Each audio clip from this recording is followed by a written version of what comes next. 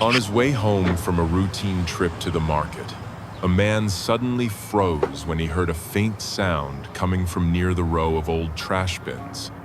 There, curled up on the cold sand, was a tiny ball of fur, a bobcat kitten no more than 3 or 4 weeks old. Alone, its ribs showing beneath a sparse coat, it cried out in a thin, desperate wail that cut straight through the heart. The man rummaged through his grocery bag. All that remained was the piece of meat he had just bought for dinner. He tried to tear off a shred small enough, but even the tiniest fragment was far too large for the frail little creature. Carefully, he knelt down and held the meat out in front of it. The bobcat kitten hesitated, sniffed, then suddenly sank its teeth into the raw flesh with a ferocity that could only come from sheer will to survive. Clamping the meat in its tiny jaws, it dragged the prize back into the shadows behind a pile of wood scraps, vanishing like a ghost. The man remained there on his knees, heart pounding from what he had just witnessed a fleeting moment. Etched as deeply as a carving in stone, years passed. And then, on a freezing winter night, with wind screaming through the pines and ice glazing the porch boards white, something extraordinary happened right outside his door. Something powerful enough to leave even the most seasoned wildlife experts speechless. Before we dive into today's story, make sure to hit that like button, subscribe, and ring the notification bell so you won't miss any of our surprising news stories. It was one of those slow, golden afternoons, the kind you only get in the final days of a southern summer. Above the small town in Arizona, the sky was washed in pale strokes of blue, while the heavy heat shimmered up from the blacktop, making the air waver like a mirage. I had just come back from the farmer's market, one arm clutching a sack of ripe red tomatoes, the other balancing a brown paper parcel of meat, when I suddenly heard a thin, rasping cry. For someone who works in wildlife rescue, a single sound like that is enough to stop you in your tracks. It cut straight through the hum of cicadas and the chatter of neighbors on their porches, pulling me back to memories of long nights, bottle-feeding orphaned raccoons, wrapping the broken wing of a hawk, coaxing a fawn to drink from a syringe. You learn how to listen, how to tell the difference between a cry of hunger and a cry of fear. And this time, the sound carried both high-pitched, relentless, filled with desperation. It came from behind an old diner, where a row of rusted dumpsters often drew the half-wild alley cats that prowled for scraps. Most people around here would just keep walking without a second glance. Living on the edge of the Sierra National Forest, folks have grown accustomed to the harshness of nature and learned that sometimes letting it run its course is the greatest act of mercy. But when a tiny, helpless creature cries out like that, the part of me that has spent decades rescuing owls with broken wings or raccoons struck by cars would not let me turn away. I dropped my bags to the ground, wiped tomato-stained hands on the faded denim of my jeans, and crept carefully around the back of the old diner, slowing my breath so as not to startle whatever might be hiding there. And what I saw stopped my heart. Amid a tangle of damp cardboard and tall weeds, on a patch of sandy ground still holding the heat of the afternoon sun, was a small bundle of fur no bigger than my hand. At first, my chest tightened. I thought it was a house kitten, cruelly abandoned. But when it lifted its head and bared tiny milk teeth in a feeble snarl, I saw the tufts rising from its sharp ears, the two white spots on the backs of those ears like a pair of false eyes, and the stubby tail ringed with black bands. Its coat glowed tawny red with dark spots, while its belly was covered in creamy white fur. This was no house cat. This was a bobcat, a wild bobcat kitten, no more than 3 or 4 weeks old, so thin that its ribs pressed against its skin, so hungry that its whole body trembled as it tried to stand its ground against the world. I had raised bobcat kittens before. People usually found them when loggers cleared the forests, or when some hunter killed the mother and left the kits stranded in the wild. The first thing they always did was scoop them up, stroking them as if they were house cats. The second thing they asked, almost without fail, was whether the kittens could become pets. And the answer to both is the same: no. Wild animals may tolerate human presence when they have no other choice. But to survive, to grow as they are meant to grow, they must remain wild. Our work as rehabbers is not to tame them, but to save them, to give them a second chance at the life that was unjustly cut short. That means proper nutrition, the bare minimum of handling, and finally releasing them back into the wild as far from people as possible. It's a hard line to hold, especially when a pair of innocent, glassy blue eyes are staring straight into yours. But it's a line we have to keep. Yet, in that alley behind the diner, the tiny creature before me had already shattered every rule, every protocol. It was starving. My eyes dropped to the grocery bag. Aside from a few ripe red tomatoes that would do no good, the only thing left was a package of beef chuck I'd bought for dinner, about a pound of fresh meat. I tore into the brown paper with my teeth, ripping it open. Raw meat without bone or organ. Of course, it could never be a complete diet for a growing bobcat. They need the calcium from bones, the nutrients from organs. But right now, this wasn't about weeks of nutrition. This was survival measured in minutes. I tried to tear off a small piece, but my fingers, trembling with urgency, only shredded the meat into ragged scraps. In the end, I held out a chunk the size of my thumb, crouched low, my arm extended straight, as if I were reaching out in a reckless handshake with a wild thing. At first, it backed away, hissing in a high, thin voice, a sound that might have been comical if it weren't soaked in desperation. But the smell of blood in the air was too much. It crept forward, nose twitching, golden eyes locked on mine as if warning, "Don't move." Then, faster than I could have imagined, it lunged. Needle-sharp teeth sank into the beef and clamped down. I felt the pull reverberate up my arm. That fragile body, weak enough to be toppled by a stiff wind, braced itself, claws screeching against the concrete as it tore at the meat with a ferocity that stunned even me. Tiny growls rumbled in its narrow chest. Each bite seemed to drain the last of its strength. Yet it kept going. It wasn't just eating, it was fighting. Every tug was a silent vow. It would not give up. Watching that struggle, my chest tightened. People love to romanticize the wild, to turn it into a symbol of courage or grace. But in this moment, before my eyes, there was only raw determination, raw instinct for survival. The wild isn't beautiful because it's perfect. It's beautiful because it endures, because it never stops fighting back. That bobcat kitten skin stretched tight over bones, fur matted with dirt, had become a living testament to the will to survive. A will so fierce that many humans I've known could stand to learn from it. I knelt on the gravel of the alley behind the diner, my knees burning from the heat still radiating off the ground, caught between awe and sorrow. Awe that something so small could be so fierce. Sorrow that it had been driven to this.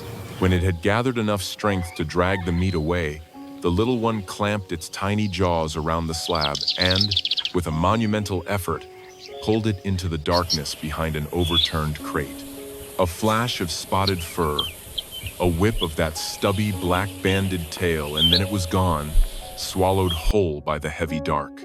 I sank back on my heels, letting out a breath I hadn't realized I was holding. Somewhere above, a crow cackled. Somewhere in the alley, a life continued fragile as a thread, but utterly unwilling to let go. The next day, I couldn't force myself to stay away from that alley. All through the night before, I had been on the phone calling colleagues at wildlife rescue centers in the 2 neighboring counties, asking if anyone had space for a bobcat kitten. Everywhere was full. That spring had been especially harsh. We were overwhelmed with orphans. Fawns left motherless after highway accidents, baby squirrels blown from their nests by storms, even nestlings shaken loose from rooftops in fierce winds. One colleague finally told me she could take the bobcat in a week, if I could keep him alive and stable until then. That meant feeding, hydrating, tracking his weight, and at the same time keeping him as wild as possible.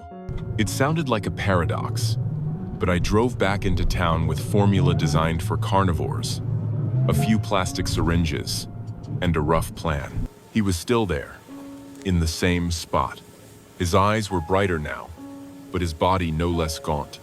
He recognized me, or at least recognized the brown paper bag in my hand. This time, I carefully tore the meat into smaller strips. I laid them on the ground, then stepped back. The Bobcat Kitten crept forward, cautious, picking up each strip one by one before retreating behind the crate. From the shadows came the faint crunching of his jaws, a sound both fragile and determined. When the meat was gone, he appeared again, sitting a wary distance away, licking blood from his whiskers, golden eyes glinting with a wariness that could not easily be shaken. I held out my hand, palm down, to let him sniff freely.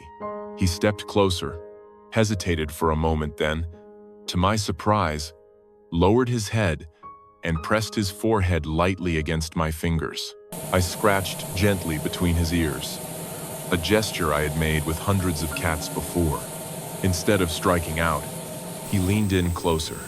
A faint purr rose from his tiny chest, trembling through his head and into the palm of my hand. That sound, that fragile but trusting vibration, was like a key turning in a door I hadn't even known was there. Rescue work is always a balancing act. Some animals need you to cradle them and feed them drop by drop through a syringe. Others need you to keep the right distance so they can find their own wild strength again. People often ask me, how do you stop yourself from bonding? The truth is, you don't. You bond. You let your heart break 100 times over for creatures you can never own and can never keep. You bond, and then you let go. That is the essence of this work.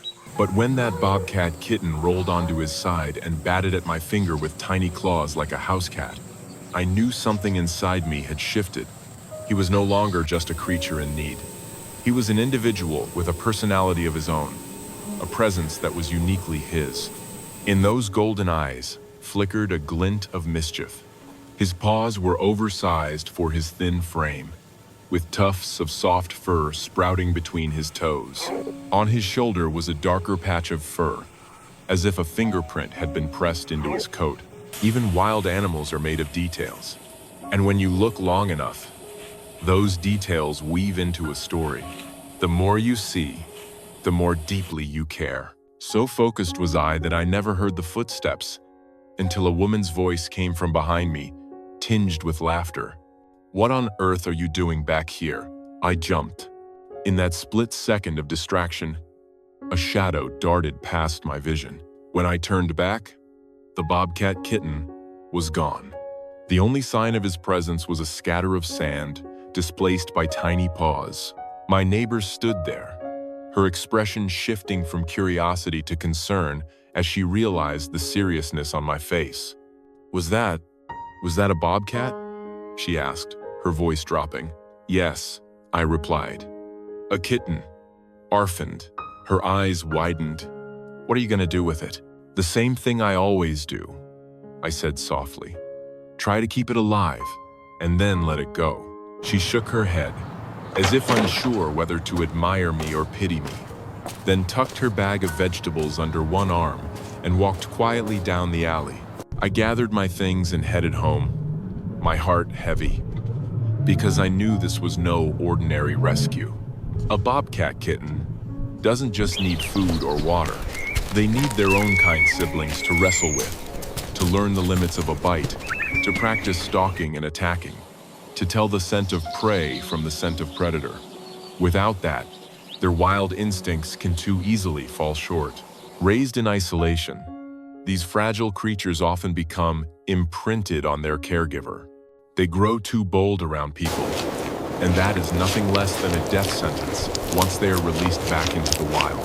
Still, leaving him in that alley would have meant a slower, crueler death.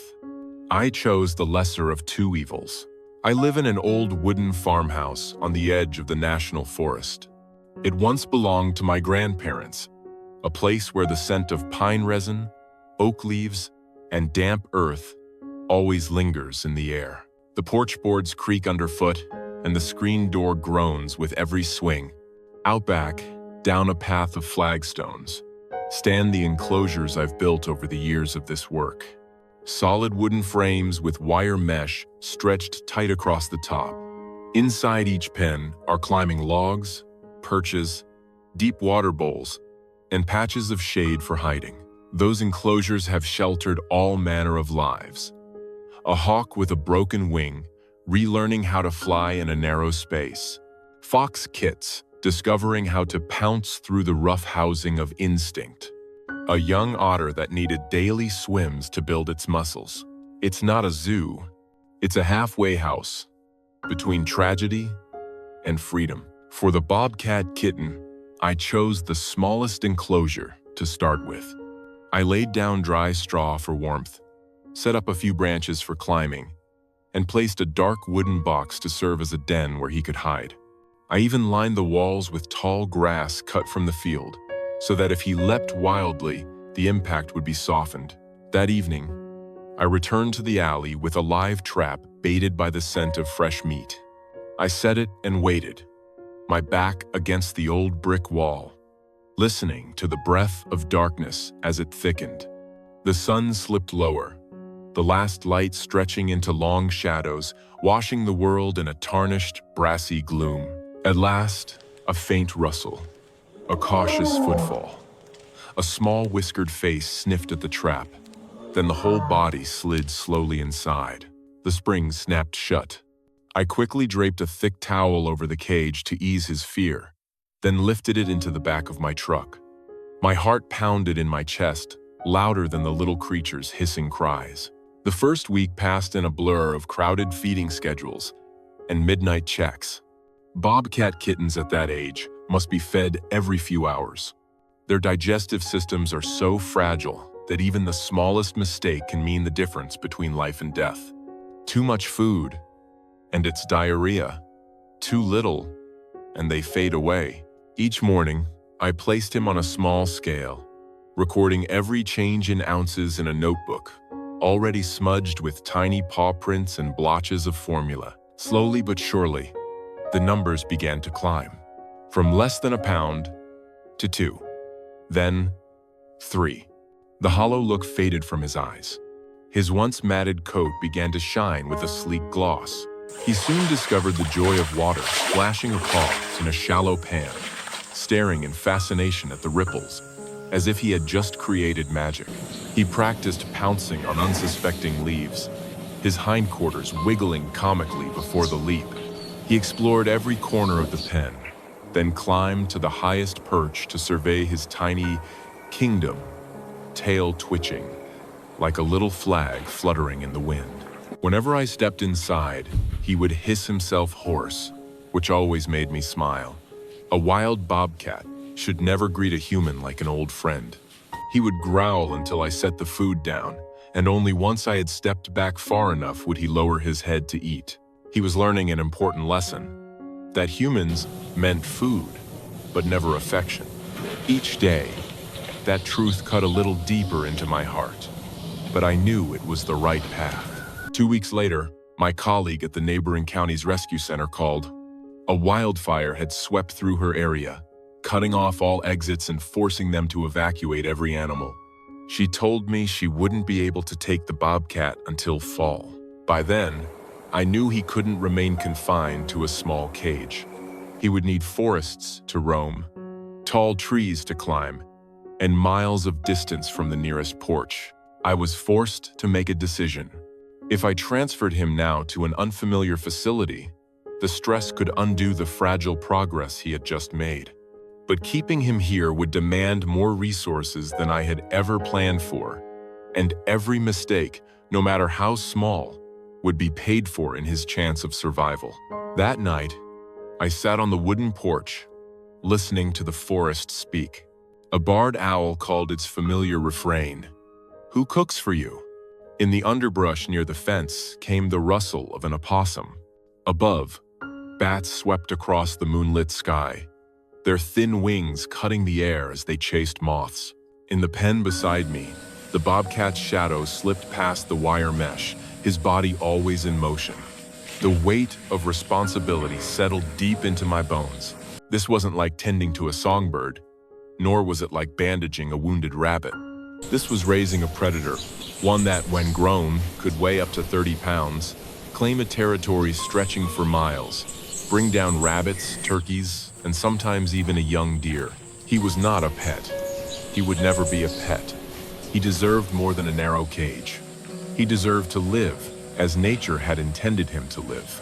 I decided to keep him until he was strong enough to leave on his own terms. That meant I had to change how I thought about my role. From caretaker, I became a teacher. I began hiding his food so he would have to search for it. I introduced whole prey, supplementing with calcium-rich bones and organ meat, mimicking the diet his mother would have given him. I dragged branches across the pen, leaving scent trails for him to follow. I planted weeds and shrubs to attract mice and insects, giving him the chance to stalk and pounce on live prey. Each day, I made sure my voice was linked to caution, not comfort.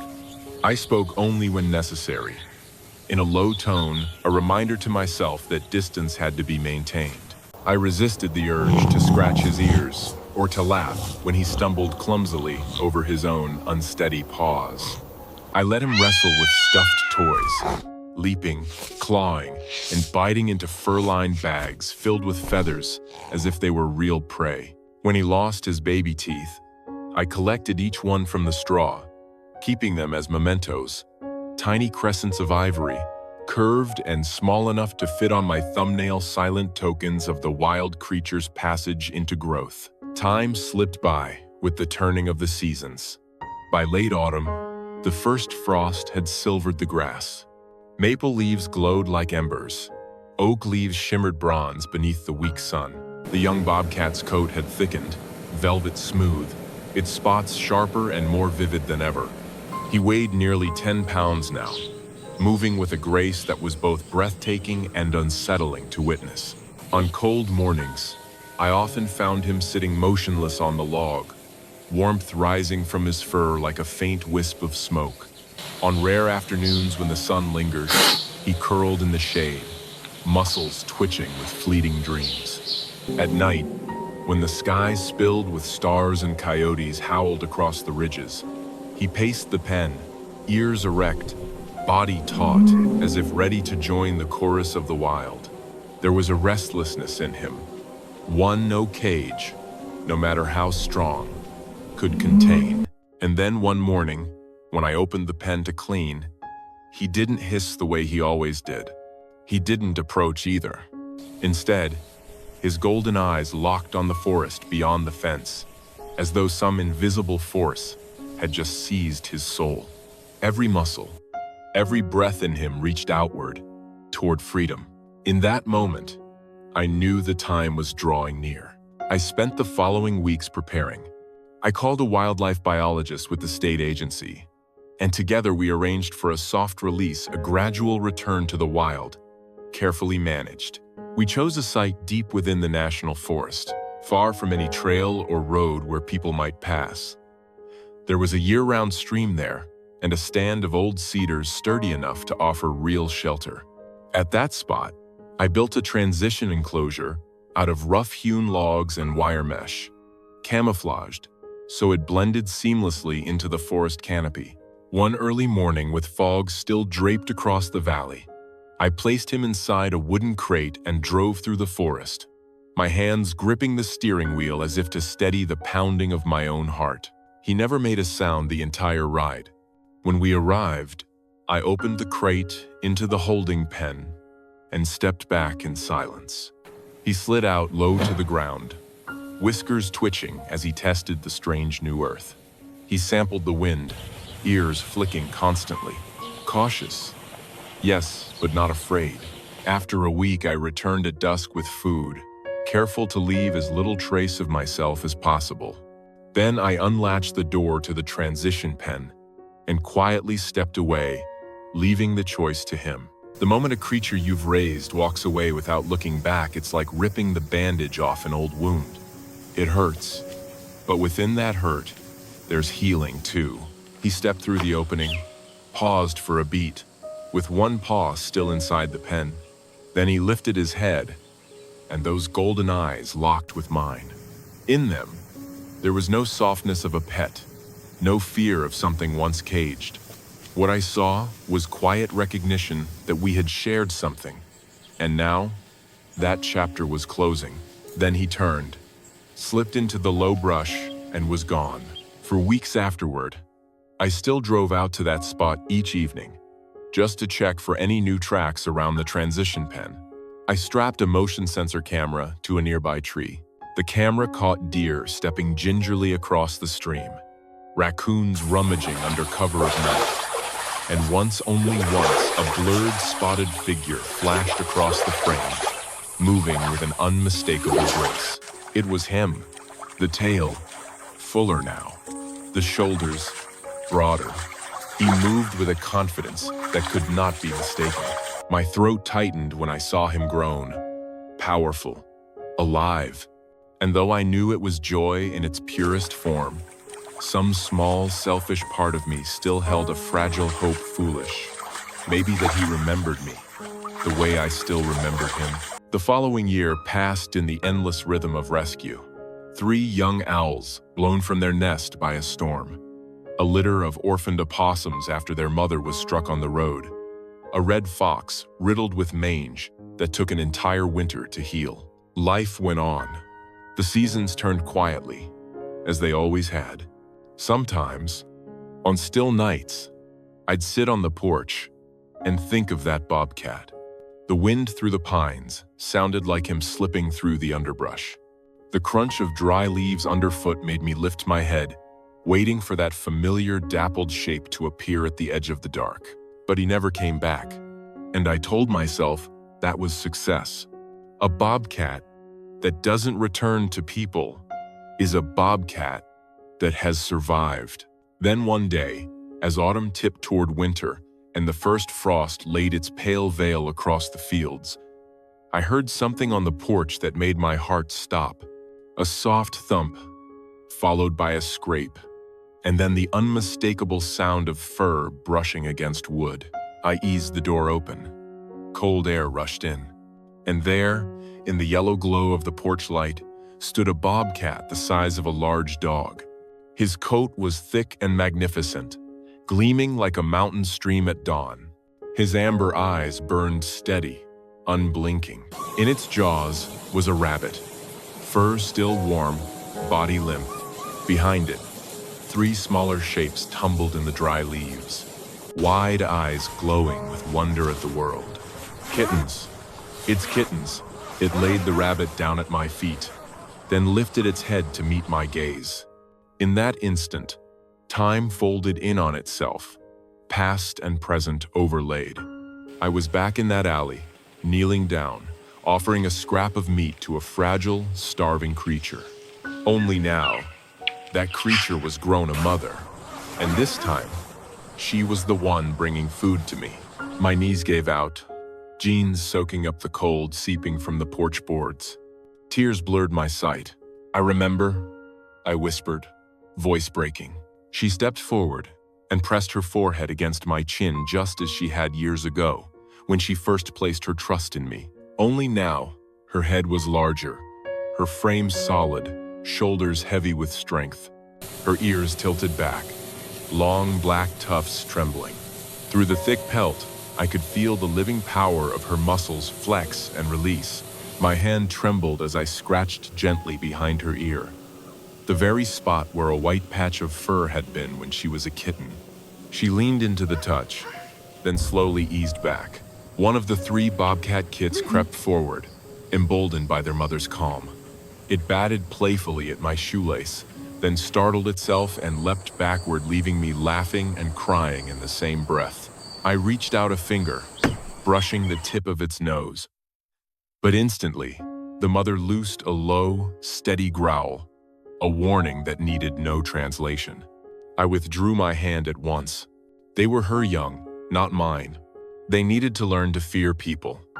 It was the only thing that could keep them alive. The rabbit on the porch that was her gift to me. This fleeting moment of contact that was ours. But the boundary was always there. We stayed like that for several minutes in the biting night air. Her breath rose in pale clouds that drifted away into the dark. The kits scurried underfoot, scattering the brittle leaves with their play. Then, as silently as she had come, she gave a soft call. 3 small heads lifted, ears pricked, and together, they vanished into the night. I bent down and picked up the rabbit. It was plump and healthy, its fur thick and sleek, the weight of it heavy in my hands. I carried it to the forest's edge and laid it down, a gesture of giving it back. Though I knew full well it had been offered to me as a gift, an acknowledgement in a language only she could speak. Animals don't think the way we do, but they remember kindness. They respond to consistency. That bobcat had survived because, years ago, someone tore open a package of meat for her when she could not feed herself. She learned to hunt, to survive, to thrive. And now, as a mother, she had returned to show me she had made it. More than that, she had brought new life into the world. After that night, she came back only once more, in the heart of winter. By then, her kits were larger, their coats thick with winter fur, hiding the faint spots of their youth. They sat quietly at the edge of the yard, watching. She, regal and composed, settled herself within the pool of light spilling from the porch lamp. Her eyes glowed a brilliant green, as though the entire forest were watching through them. I spoke softly to her, a habit I could never quite suppress. I told her how proud I was, how deeply grateful. She blinked slowly, the feline language of trust, then turned and disappeared into the dark embrace of the forest. I never saw her again. In the years that followed, I sometimes found paw prints pressed into snow near the creek, or heard the wild cry of a bobcat echoing from deep within the trees. And I would smile, imagining her still out there teaching her young how to stalk, how to leap, how to survive. People often ask why I keep doing this work, when it breaks my heart over and over again. My answer is always the same, because of moments like that night, on the old porch. Rescue is not just feeding or binding wounds. It is a silent promise to the wild beings who share this world with us. It is an acknowledgement that, though we will never truly tame them or possess them, we can choose to make their path a little less treacherous. Especially when it was human hands that made it so in the first place. It is an act of humility to understand that we are not the center of their story, but merely a small footnote in theirs. Life in the wild has never been easy. Most bobcat kittens never live to see adulthood. Disease, hunger, predators, and human interference all exact a brutal toll. So to witness one not only survive, but return with a healthy litter of her own that is rarer than most people realize. It is proof of resilience and of the power of small acts of kindness. When I think back to that evening years ago, behind the old diner, tearing apart my own dinner to save a trembling bundle of fur, I understand. I didn't just save one life. I touched every life that Mother would go on to raise. And perhaps, one day, her young will raise their own. They will grow up in the forest where maybe, just maybe, the dangers from humans are a little fewer, simply because one person once chose to see them as something more than pests. That is why I still walk toward the cries others turn away from, why I still pick up the broken-winged, the starving, the orphaned, why I still let my heart break and mend again, because I know that, years from now, the impossible can still happen. A grown bobcat might stand on your porch, bathed in the glow of a porch light, her kittens tumbling at her feet. And in the only way she knows how, she says, "Thank you." In that moment, every sleepless night, every vet bill, every time I've held a creature only to let it go, it all becomes worth it.